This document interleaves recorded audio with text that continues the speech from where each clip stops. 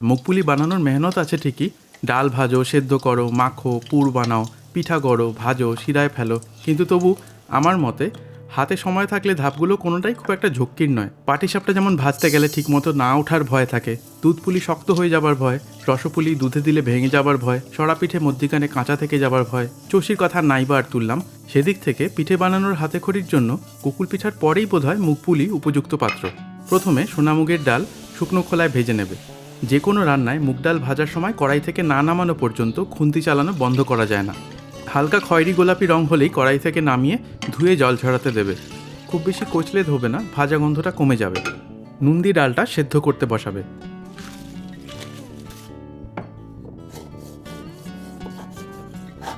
যতক্ষণে ডাল সেদ্ধ হচ্ছে পুরটা তৈরি করে নেব। কোড়ানো নারকেল আর খেজুরের পাটালি একসাথে মেখে নিয়ে কড়াইয়ে পাক দিতে হবে।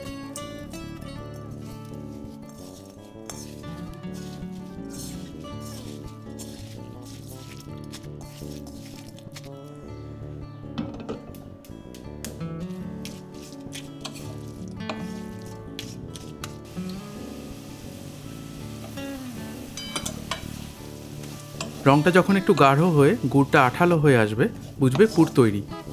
নাড়ুর মতো গড়তে হবে না, তাই গুড়ের পাকটা একটু কম হলেই ভালো। কিছুটা সাদা তিলও হালকা বাদামি করে ভেজে পুরটায় দিচ্ছি। আমাদের দুধপুলি ভিডিওতে নন্দিনী এই টোটকাটা দিয়েছিল।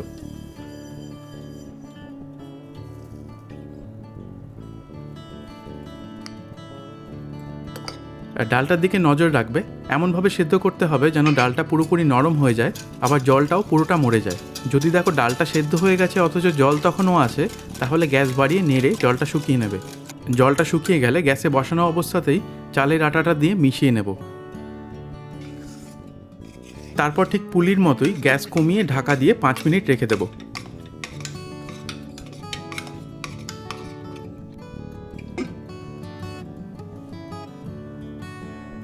5 মিনিট পর হাতে নিয়ে দেখে নেবে যেন ভাঁজ করতে গেলে ভেঙে না যায়।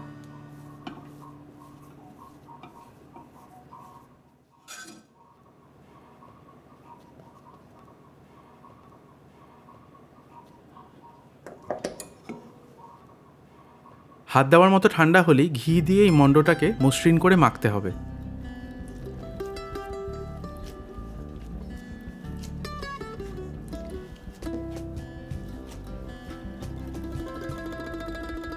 তারপর লেচি কেটে নিতে হবে। এক একটা 18 গ্রাম করে নিলে আমাদের দেখানো ডালের মাপে মোটামুটি 18টা মুখপুলি হবে।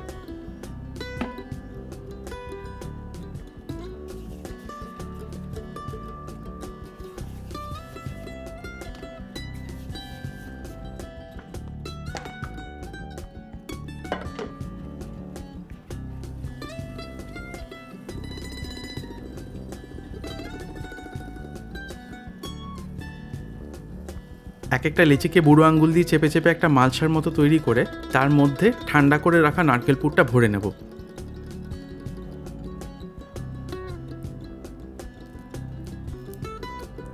তারপর মুখটা চেপে বন্ধ করে হাতের তালুতে পাকিয়ে পটলের আকারে গড়ে নেব।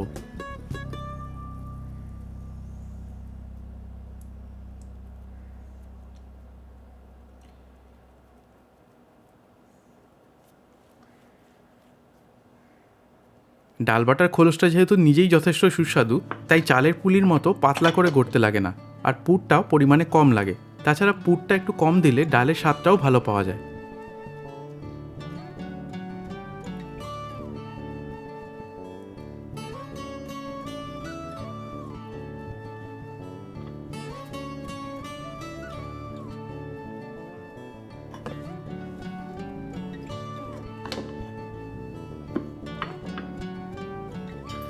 এবারে কড়াইতে সাদা তেল মাঝারি গরম করে নেড়ে চেড়ে পুলিগুলোকে গাঢ় খয়েরি রং আসা পর্যন্ত ভেজে নিতে হবে। এই পিঠে একটু কড়া ভাজাই ভালো লাগে। ভাগে ভাগে ভেজে তুলে রাখতে হবে। একসাথে এক গাদা দিলে তেল ঠান্ডা হয়ে পুলিগুলো তেল টেনে নেবে।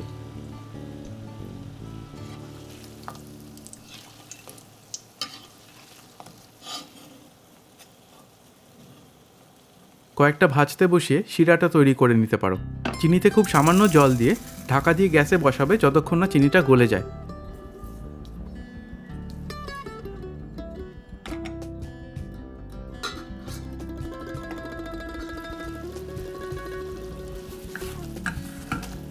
তারপরে ভাজা পুলিগুলো একসাথেই সবকটা শিরায় দিয়ে নেড়ে নেবে। আমাদের বাড়ি মুখপুলিতে শিরাটা ঠান্ডা হলে প্রায় দানাদারের মতো হয়। খাবারের সময় চিনির দানাগুলো মুখে পড়ে। আবার চিনির বদলে গুড় জাল দিয়েও কিন্তু এই শিরাটা বানানো যায়। খুব সুন্দর অল্প নোনতা মিষ্টি এই পিঠে বানিয়ে ঠান্ডা করে বয়ামে রেখে দিলে অনেক দিন ভালো থাকে। বলছি থাকে, কিন্তু থাকবে না, তাই বয়ামে পড়ে খামোকা কাজ বাড়িও না।